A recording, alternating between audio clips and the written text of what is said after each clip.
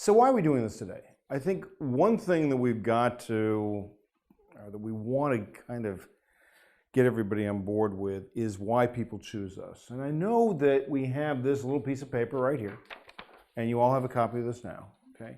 And we'll go over this paper a little bit later on. And Danielle and I have had some discussions, and sometimes those discussions have more agreement in them than others.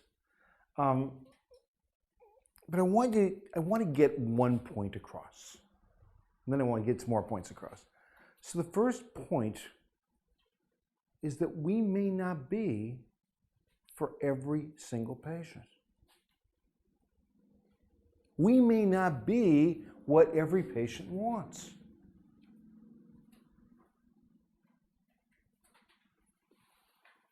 If a patient calls and says, I'm dependent on insurance to make all of my decisions, and no matter what we talk about in terms of the things that we do, the person still says, if the insurance doesn't pay for it, I'm not coming in. Are we for that patient?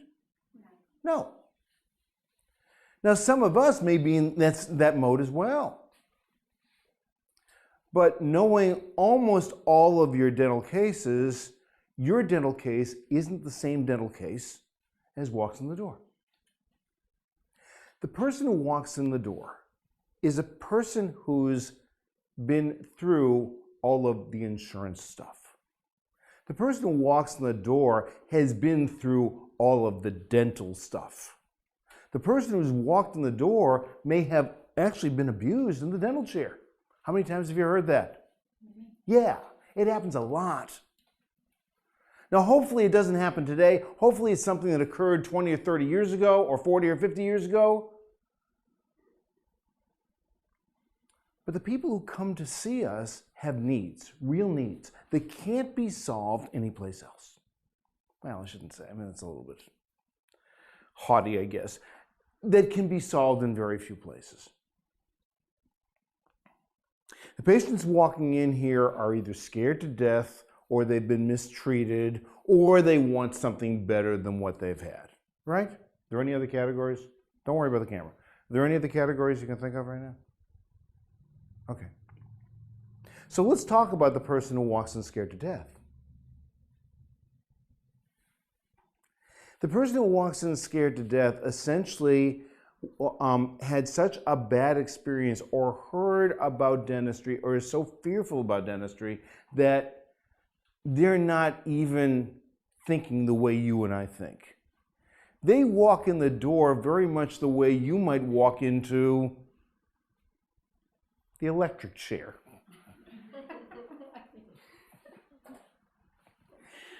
So let's assume that you were going to be executed in about an hour. How many of you would really want that last meal? No, okay.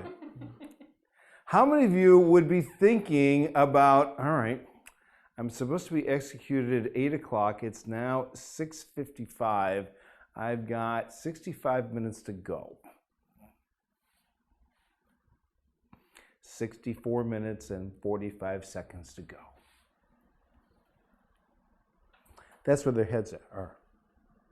Their heads are, I'm just trying to get the courage to open the door to walk into the place. Do you think they hear what I say? No. They hear what you say? Maybe more than what they hear me. And that's where the ice breaking occurs. So when a patient walks in, essentially what we're trying to do is take a patient who's scared to death, really, really low toned. And we're trying to go through those tone levels and gradually build them up and build them up and build them up and build them up to the point where they can actually converse with us. You don't walk into a store or a restaurant feeling the way those patients do. And I guarantee you, patients had, or many of those patients had the experience where they were there and where they were insulted and pushed down to there. And they stayed there. They may be here for everything else, but the dental environment, they're there.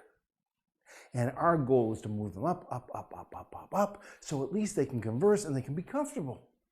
Forget the fact that we do sedation and all that type of stuff. They've got to feel comfortable first. So that's one kind of patient. Second kind of patient is the patient who has been mistreated. How are you mistreated? You come into the dentist's office and the dentist says, oh, you need a root canal, and ignores the caries on all 28 other teeth. But because the root canal can be done, and because the root canal is something that's covered by insurance, they get the root canal done. Might even get the crown done. Of course, the patient's prone to decay anyway, and so the crown falls off, and then they're saying, all right, no matter what the insurance paid, I still had to pay something, and now I wasted my money on the root canal and the crown. Is that real, or am I just making this up? Okay. It's the patient who comes in and says, well, I've been root planed, and I get root planed about once every year because it's covered by insurance, but my pockets are still bad, and so therefore I decided to see, I heard of something called the periodontist. I decided to go see one of them or one of you. How many of us have seen that kind of patient? And so we start to get, well, let me go one other step. It's the patient who has dental work done and it either doesn't look good or it doesn't fit.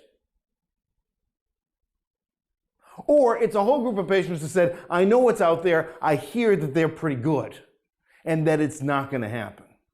They don't know that I'm a periodontist, they don't know that Michelle's a periodontist, they don't know Matthew's gone through advanced training, they don't know anything, they just say, well, I hear they're pretty good, so I think I'm going to come in here. Some of them even have insurance, and they say, I'll ignore the insurance, I want to come in here because I hear they're pretty good. It's those kinds of patients we cater to. And while we do see patients who need nothing more than a cleaning, and we examine them, by the way, how many times have I seen patients in my career where they were programmed for root planing, and I say, all you need is a PM, all you need is a prophylaxis, and that's all you need. Okay, so there's an ethics thing that's going on here too.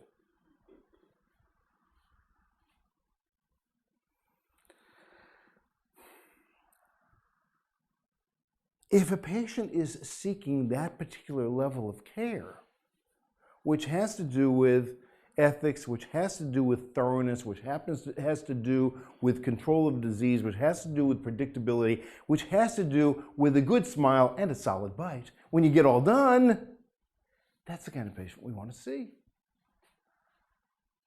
And that's the patient we cater to.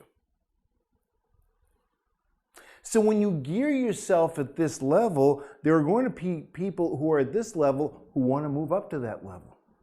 And when you gear yourself at this level, there's some people going to say, I'm pretty happy at this level, just I'll get my insurance cleaning for whatever it is. I get 2 cleanings a year, that's what I'll do. And that's all they need, and that's okay. But we can't be everything to everyone. And I don't want to be everything to everyone. I'll tell you a story. I signed up for Delta Dental probably 10 years into my career. So now, let's try it. There was probably some motivation at that time. Maybe I wasn't that busy, who knows. So let's sign up for Delta Dental. Was anybody around here when that was before all of you? Maybe Rebecca. Maybe Rebecca. Rebecca was around. All right, so I signed up for Delta Dental, and I tried it, and all of a sudden, I'm having people asking me to prove that what I'm saying is right. And then they would shove back the insurance form, and I had to prove that I was right again.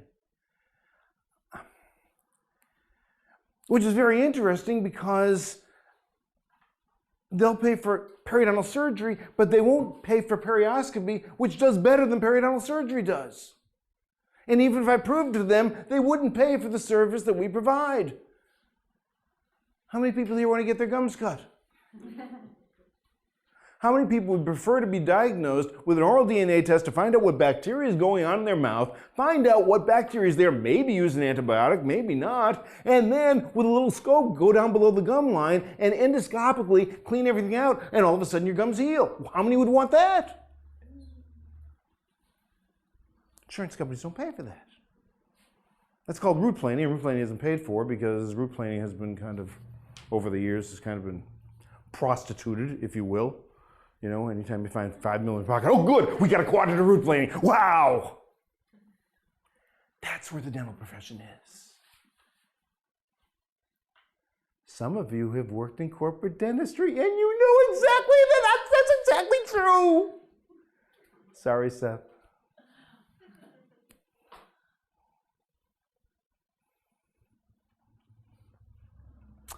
It's difficult to be able to define who we are, but let's give an example. Let's go to the perioscopy example, okay?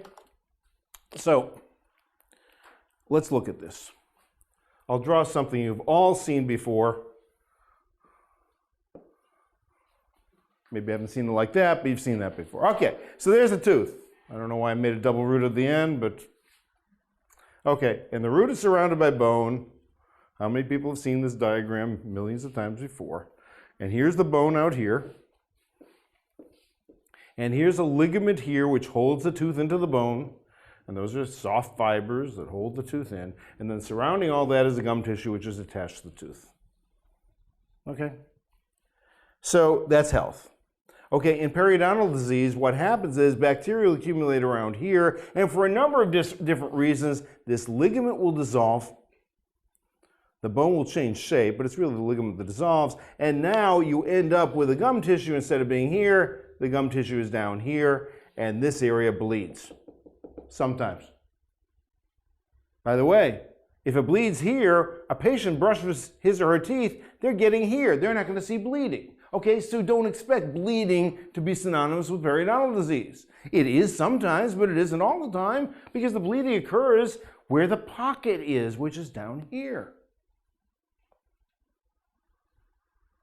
Okay, so what are the choices here? Well, there are different choices, and I'm not going to go into all of them, but essentially the choice that we choose is we take a camera and we go down into that area and we clean this stuff off. And then as a result,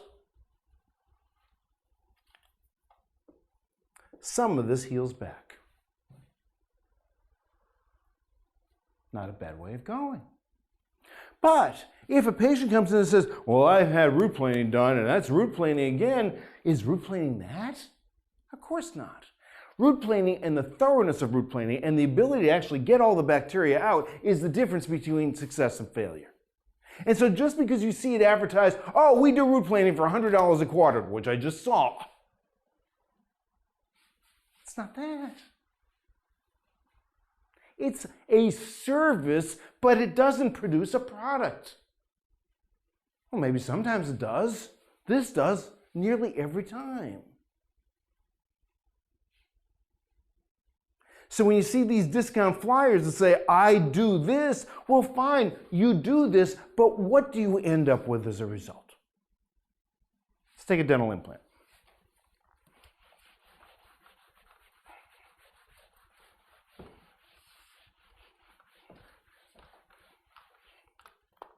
Okay, so we'll do a dental implant. Anyway, getting this board cleaner, once I do that, it's going to be kind of crummy. Otherwise, I won't be able, because it'll be all liquidy. All right, we'll do it. All right, so do a dental implant. Okay, this is a wide piece of bone, isn't it? Okay, so I can give anybody, I can give the newest person, Hannah, you could drill this hole, you can put this implant in, and it's going to succeed. So the implant is there, we put an abutment on there, and we put a crown on here. And anybody can do that. Okay? Wow, that's pretty good. Anybody can do that. What do we have to charge so much for dental implants for? Because the patient we see often has bone that looks like that. Where the tooth needs to be here, but the bone is over there. And so we will take a CT scan, we'll do an iTero, and we'll decide whether we can put an implant in here like this and make this work, or whether we have to build the bone out here first, or at the same time as we do an implant in order to get that implant to work. Because the bone has to be where we want the tooth. That takes time. That takes expertise. That takes technology. And so the expertise really involves thinking skills in order to be able to get there. And when it doesn't work, we don't blame the patient. It's our fault. Because we take responsibility for it. And if an implant fails, we don't say, oh, you're not a good candidate for dental implants. We redo it until it's done right.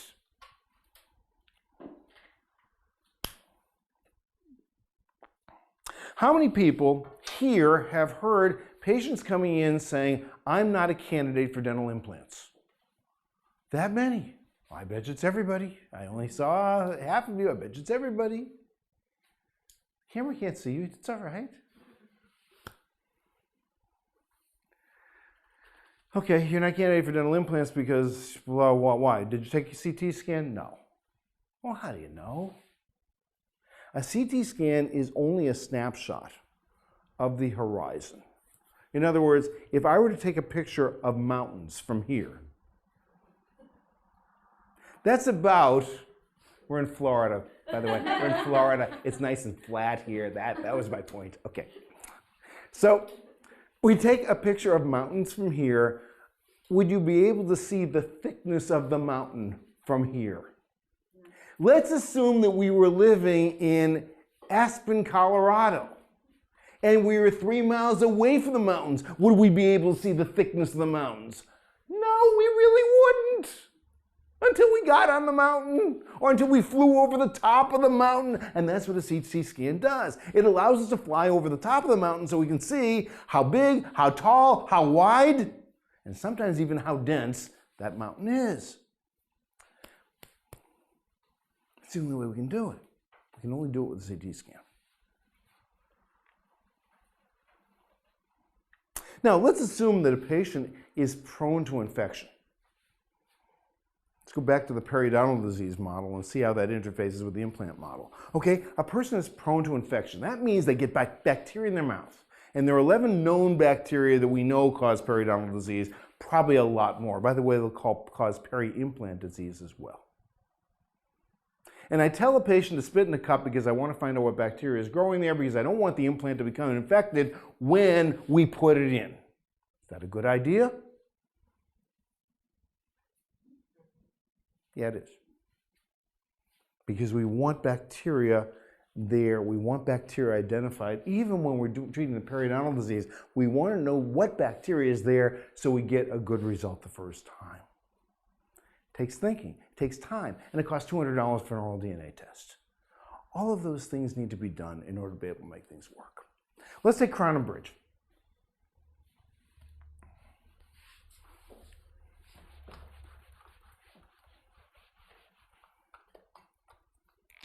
Okay, so here's a tooth again.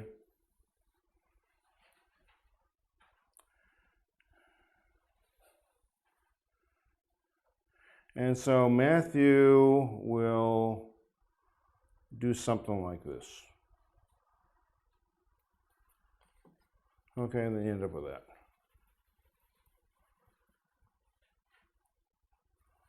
What are the requirements then for the crown that goes on the tooth?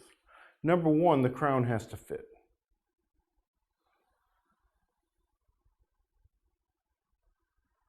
Number two, the crown has to touch an opposing tooth. Some of you know that I ask for shim stock. In other words, when a patient's biting down, I want to make sure that this tooth is in contact with the tooth above. If it's not, then the crown is just sitting there doing nothing. Let's assume that we put in a dental implant and a crown is put on the dental implant and the crown isn't in contact with the opposing tooth. And I've told the patient, you need the dental implant here to help take the stress off the two adjacent teeth over here, or something like that. So let's assume now the crown isn't in contact. Has it taken the stress off the adjacent teeth? Does it look pretty? Maybe. Is it doing the job that we asked it to do? No.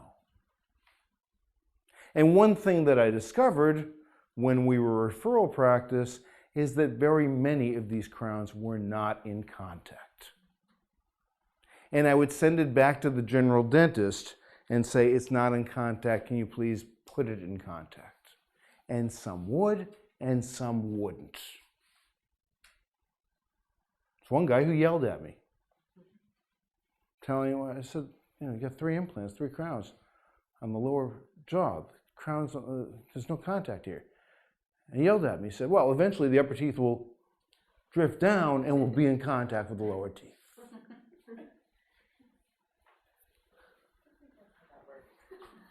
That only happens, by the way, when you don't want it to happen.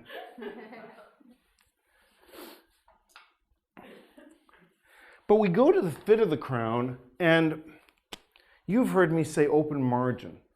Do you know what an open margin is? Okay, some of you do, some of you don't. Let's draw an open margin.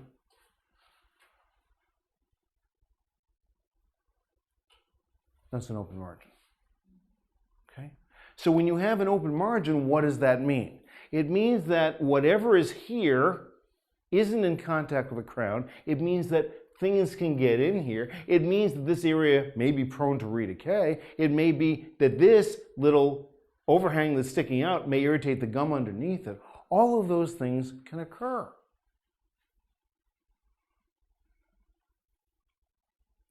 We don't do dentistry like this.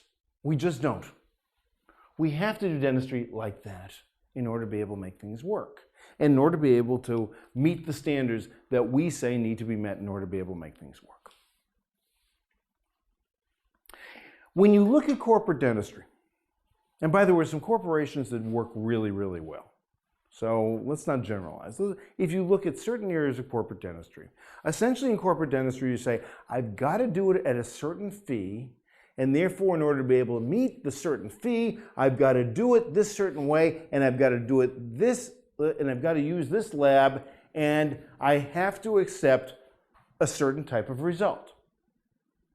When you do fee for service, or I like to call it fee for outcome, because what difference does it make if you do the service, you don't get a decent outcome, essentially you say, here's what I need to do in order to be able to reach this level, bump, bump, bump, bump, bump. Here's the price that we need to charge in order for us to do all of those things, to hire the right lab, in order to be able to use the iTero, in order to be able to make sure that the crowns are done well and the crowns are done right, same with implants and everything else.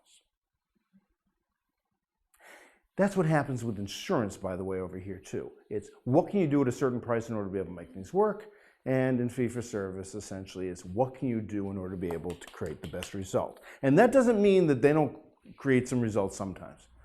They do. And there's sometimes when they take on more than they should have taken on. And then you see those kinds of patients. So whether we add PRGF, which is about to become PRF, by the way, in order to be able to accelerate healing, whether we're using an Ostel to be able to check to see how firmly an implant is embedded in the bone before we restore it, whether we take the time with the patients to offer them a number of different treatment plans, whether we think through the entire case in order to be able to make sure that what we're presenting to the patient is going to end up with a good result. All of those things are the things that we're doing here. And those are the things that I'm proud of doing here, and that's probably, at least for some of you, maybe all of you, is the reason you're working here. So let's not lose sight of that. Let's understand who we are, what we do, and what we're here for, and why maybe some people like us and some people don't. You know, it's okay. All right. Any questions, any comments on any of what I just said? Don't worry about the cameras. You don't have a microphone on. Nobody can hear you. Comments? Disagreements? No? Agreements? Yeah? All right, good. Not even you, Danielle. Oh, you want to go over this? All right. So we got this piece of paper. And by the way, this piece of paper isn't complete. It was what we could fit on this piece of paper. And by the way, the next time we publish this piece of paper, it may change a little bit, who knows.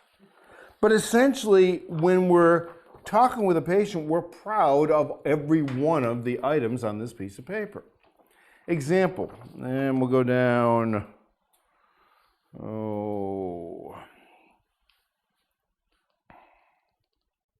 custom abutments, where's that? Okay, that's 6 down, but then sometimes the custom abutments and sometimes the UCLA abutments. The idea of a custom abutment is to make sure that you have an interface between the implant and the crown that follows the gingival tissue, that follows the gum tissue. And the only way you can do that is to have the custom made. So if you see, we sell implants at a certain price and we're going to give you the crowns at blah, blah, blah, there's something called the stock abutment. Stock abutment is a little thimble that comes out of the implant, and then you put a crown around that thimble. It has no regard for the for the gum tissue whatsoever. And there's more opportunities for cement to get caught, and frankly, is very, very difficult to clean. So that's kind of a difference there.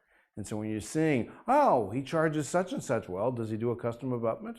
Does he do a ceramic custom abutment? Or does he do a UCLA crown? All of these things are designed in order to be able to increase longevity and in order to be able to allow the implant to be maintained and for the teeth to be cleaned as well as possible. Multiple doctors collaborating under one roof.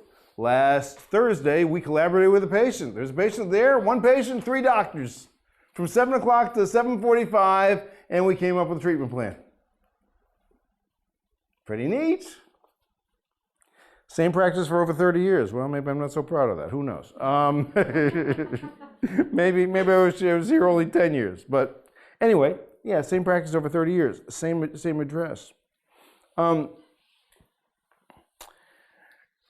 There's a whole thing about, the solid bite type of thing, and we're doing a full arch prosthesis. You know those are made with acrylic and still made with acrylic and denture teeth, which do have a tendency to break. And we do it all in zirconia, which doesn't have a tendency to break. Okay, does it cost more for us to do it? Yes. Is that the only way we do it? Yes. Over-design of implant support for longevity. This is a big thing about all-on-4. You can do all of the implants on one arch or all the teeth on one arch on 4 implants. You can't. I choose to use 5 or 6 implants. Why?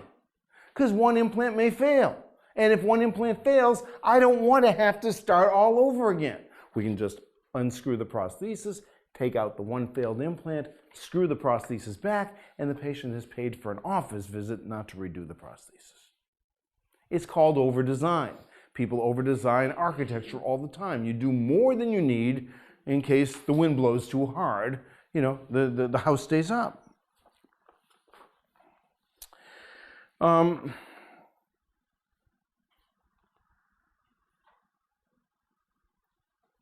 What else? Anything else here that you see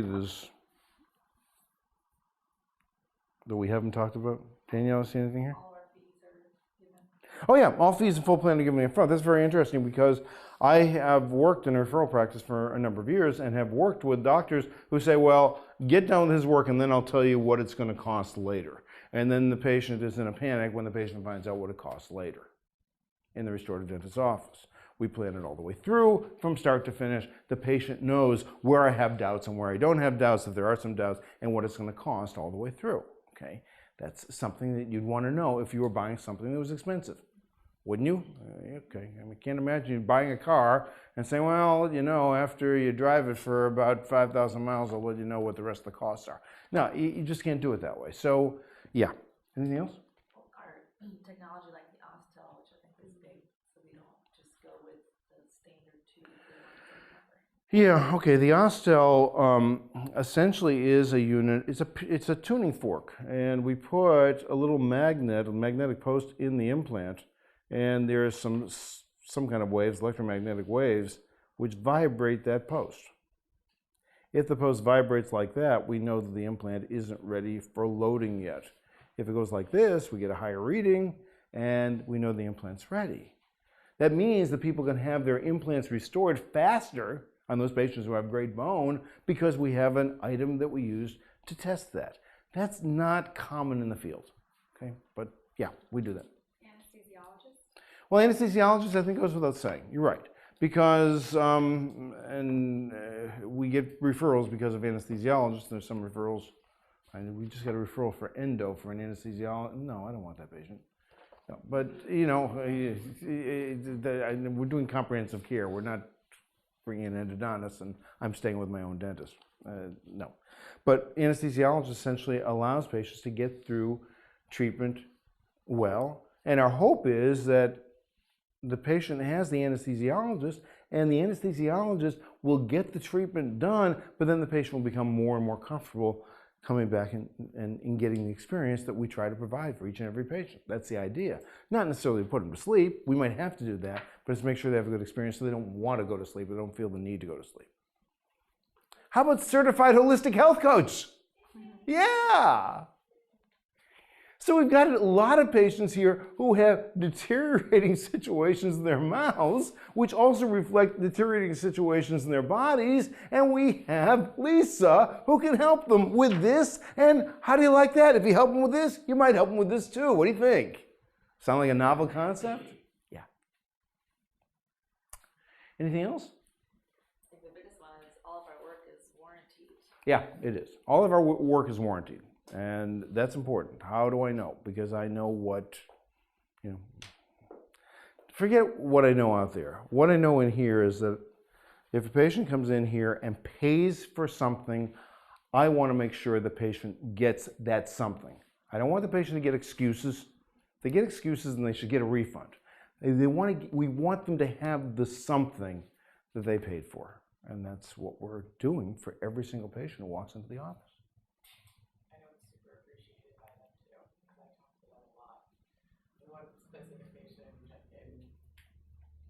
Here, talking to my chest. Dorsey Thompson is very grateful that we actually redo all of our work. He was like, if I was anywhere else, I probably would have been way more upset. The fact that we are so nice and guarantee it it just makes him glow, like literally glow. He told me that. That's it. Thanks, Sam. As a doctor call, you have to mention that, how the doctors always call the evening after the surgery. That's right. To find out how you're doing. Right. How do you like that? Yeah. Good concept. We hope you have enjoyed this video. If you have any questions in regards to it, please email us. The American Association of Independent Periodontists is there to help every periodontal practice do better. I'm Dr. Lee Sheldon. And I'm Danielle Dorner. We'll see you on the next video.